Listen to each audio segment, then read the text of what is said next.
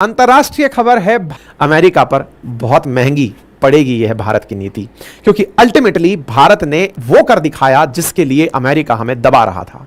और इस दबाते हुए काल में ही अमेरिका का दूसरे दिन ही बयान आता है कि सैंक्शंस हैं अभी हमारे पास। और यह बात इसलिए ज्यादा महत्वपूर्ण हो जाती है क्योंकि भारत पर ऑलरेडी कुछ दिन पहले ही सैंक्शंस लगे थे भारत की 3 कंपनियों पर। और यह अमेरिका का वो जवाब रहा जिसमें अमेरिका ने हमें धमकाते हुए कहा कि आपके ऊपर सैंक्शंस लग सकते हैं। मेरे प्यारे साथियों, आप सभी को यह तो अच्छे से मालूम है कि हमारे अपने एक कंधे पर, और वो भी कहिए तो राइट साइड के कंधे पर, हमने अपना एक बालक बिठा रखा है। उस बालक का नाम है पाकिस्तान। बड़ा नाराज होकर हमसे 1947 में चला गया था। कहा था कि अब हम अपना देश खुद चलाएंगे।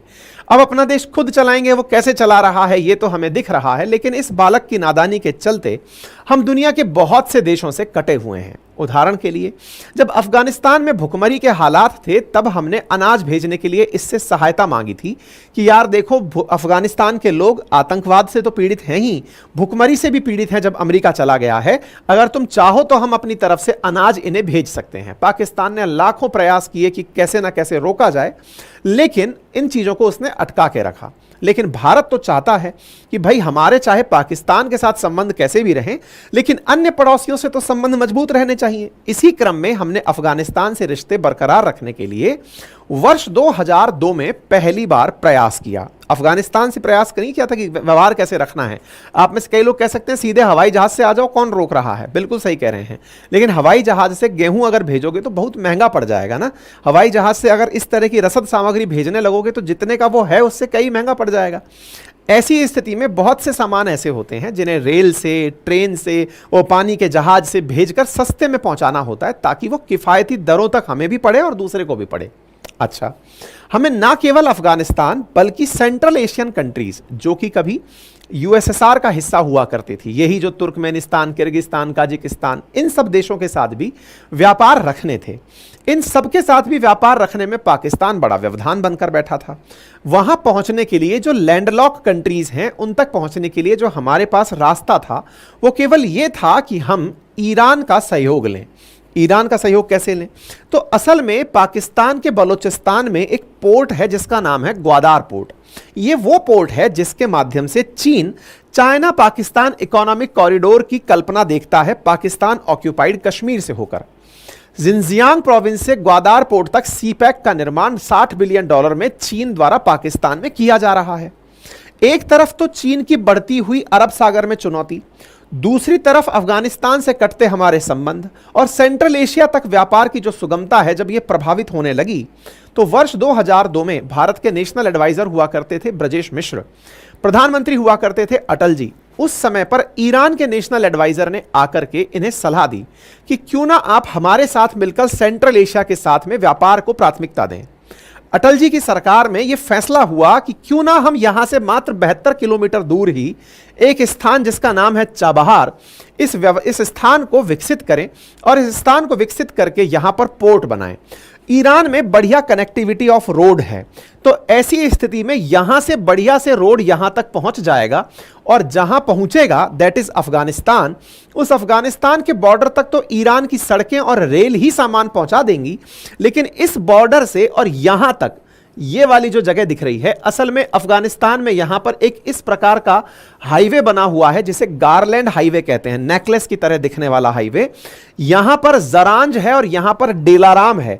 तो इंडिया ने लगभग 250 किलोमीटर की सड़क बनाने का तो यहां निर्णय लिया जिसे जरांज डेलाराम हाईवे कहते हैं, और यहां से लेकर यहां के बीच की कनेक्टिविटी को भारत ने ईरान के भरोसे छोड़ा कि आप इसे बनाइए, हम यहां पर पोर्ट बनाते हैं और उस पोर्ट पर इंडिया के जेएनपीटी से लेकर के जहाज यहां भेजेंगे, कांडला से लेकर जहाज यहां भेजेंगे। कांडला से लगभग 550 नॉटिकल माइल्स की दूरी पर यह ग्वादार पोर्ट के नजदीक चाबहार पोर्ट स्थित है। ठीक है साहब, यह 2002 में कार्य प्रस्तावित हुआ। अब जब बातें होती हैं तो 2002 से आप 22 साल बाद आज सुन रहे हैं। तो इस बीच में क्या क्या हुआ? इस बीच में चाबहार पोर्ट का विकास भी हुआ बढ़िया से। भारत ने यहां पर काफी अच्छे से इंटरफेरेंस रखा और यहां पर पोर्ट का निर्माण भी शुरू हुआ। लेकिन इसी बीच में जियोपॉलिटिक्स में काफी सारी चीजें बदल रही थी। क्या बदल रहा था? ये जो ईरान है ना, इसे लेकर अमेरिकी रवैया बदल रहा था। कैसे? असल में ईरान लंबे समय से न्यूक्लियर वेपन बनाने का प्रयास कर रहा है। न्यूक्लियर वेपन ना केवल बनाना बल्कि न्यूक्लियर एनर्जी भी पैदा करने के लिए बहुत सारे एनरिचमेंट के प्रयोग कर रहा है। यूरेनियम एनरिचमेंट को लेकर निरंतर प्रयोग कर रहा है। अमेरिका को यह सूचना है कि ईरान के द्वारा न्यूक्लियर वेपन बनाए जा रहे हैं और न्यूक्लियर वेपन बनाने का ही वो डर है जिसके चलते हाल ही में जब ईरान ने इजराइल पर मिसाइल दागी तब अमेरिका द्वारा ईरान पर कुछ भी एक्शन नहीं लिया गया। क्यों नहीं लिया गया? क्योंकि उसे डर है कि संभवतः ईरान ने अब तक अपना न्यूक्लियर वेपन बना ही लिया है।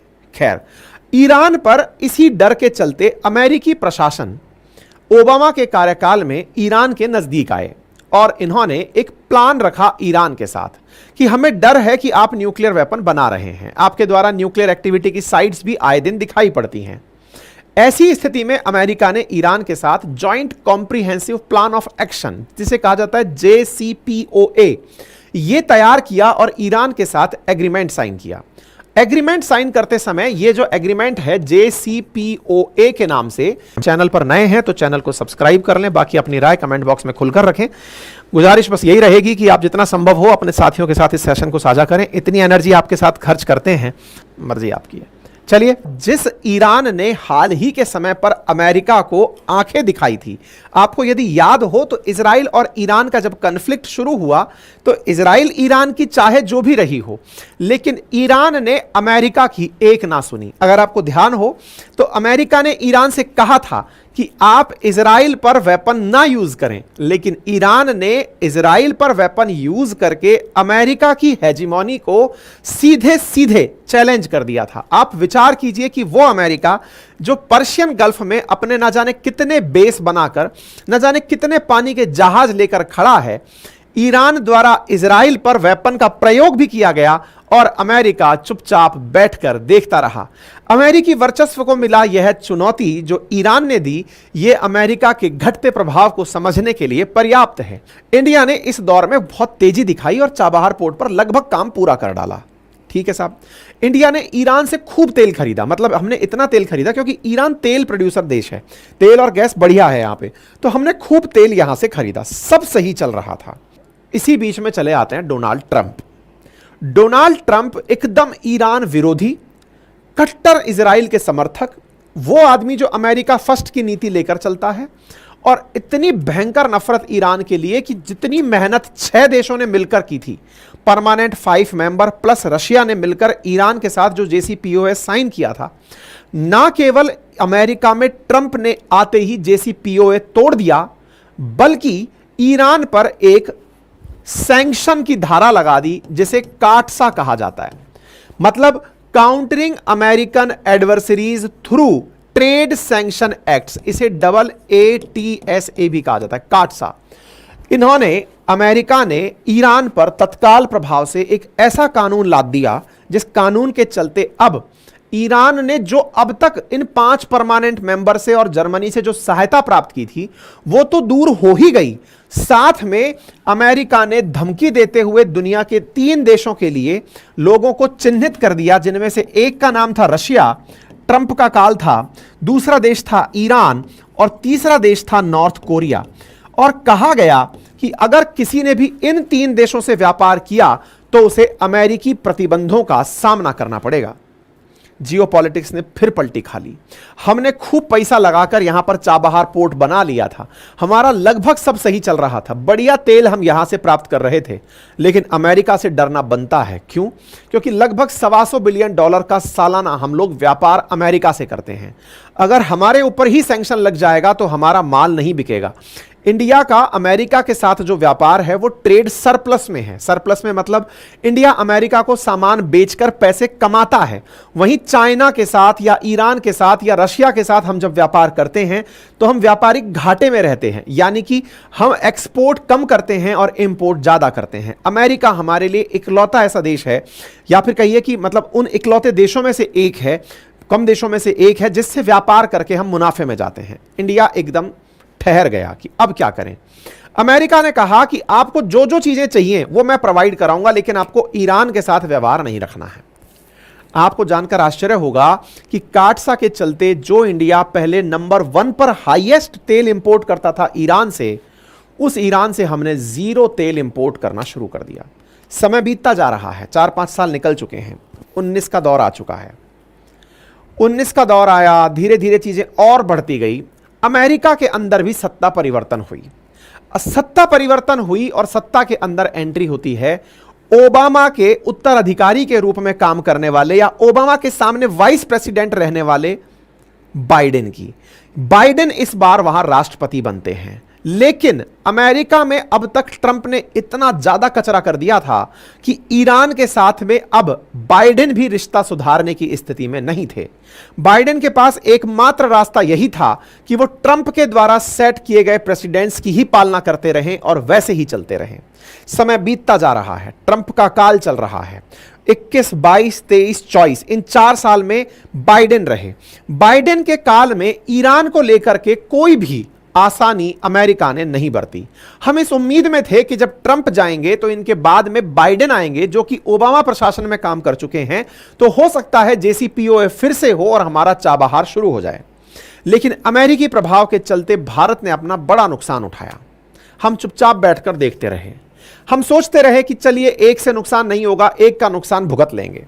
अमेरिका ने अपनी तरफ से जो करना था वो किया।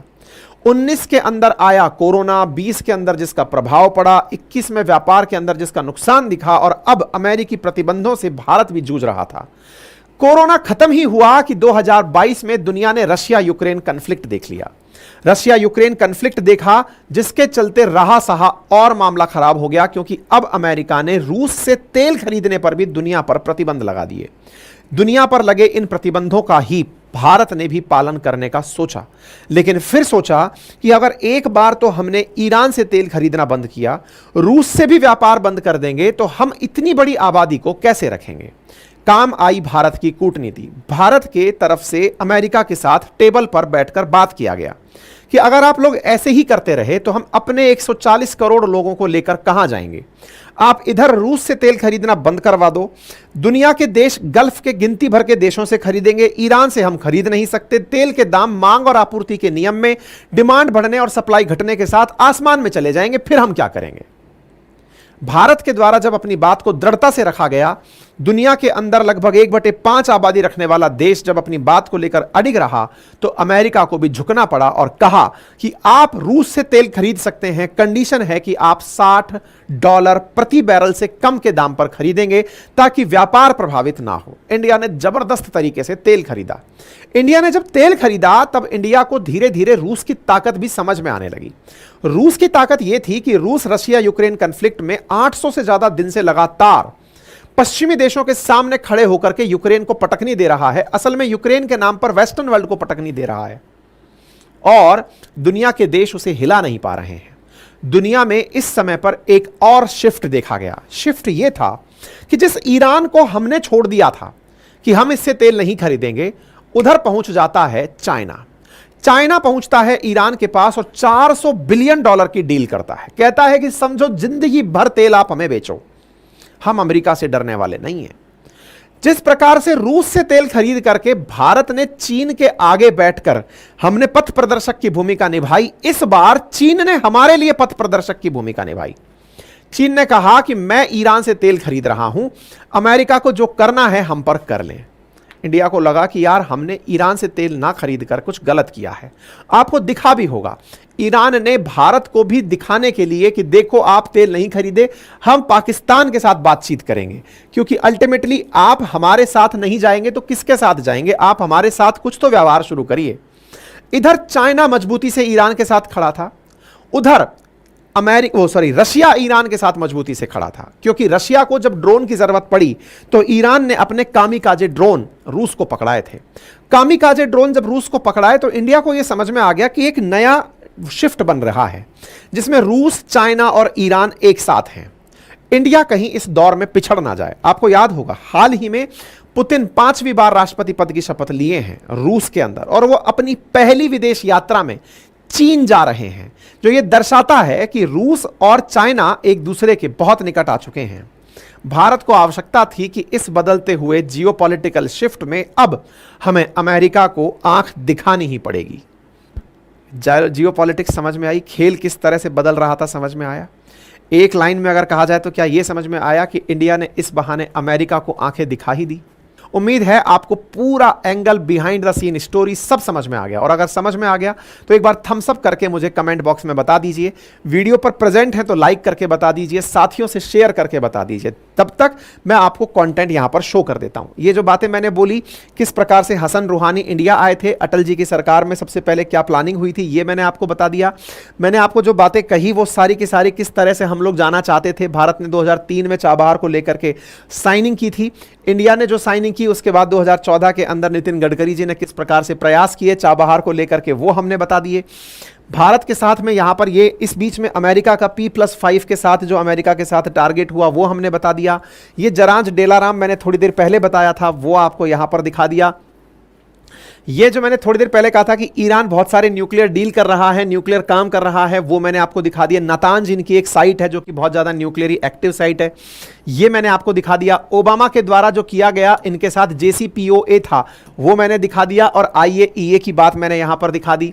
मैंने सारी की सारी बातें, फिर मैंने आपको बता दिया कि जब ट्रंप का काल आया 18 से 21 के बीच में, उन्होंने काटसा लगाया, काटसा का काल बता दिया। काटसा के काल में भारत ने इनके साथ में अपने व्यापार को पूरी तरह से रोक दिया, ये मैंने आपको बता दिया। यहां पर देखिए ये सारा कंटेंट दिखा दिया। भारत के इनके साथ जो संबंध थे वो पूरी तरह होल्ड पर चले गए जब यहां पर काटसा प्रभाव में आया। ट्रंप का काल बड़ा खराब रहा, ट्रंप के बारे में मैंने आपको बता दिया। चाबहार पोर्ट से खरीद हमने बिल्कुल निल कर दी, ये मैंने आपको दिखा दिया।